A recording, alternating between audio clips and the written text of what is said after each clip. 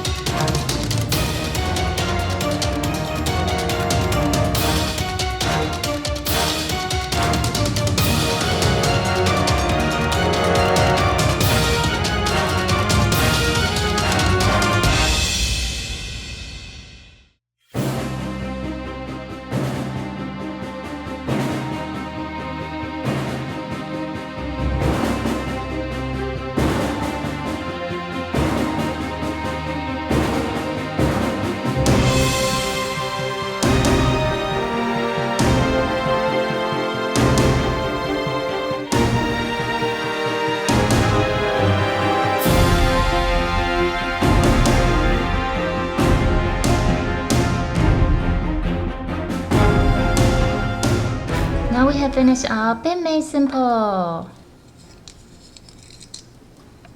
I also have Superman symbol and Captain America shield. If you haven't checked it out already, you can find it on my channel. If you like my video, please give me a big thumb up and subscribe for more videos like this. And if you have any suggestion for my next video, leave a comment down below and let me know. I will try my best to make it happen. Thank you for watching. See you next time. Bye.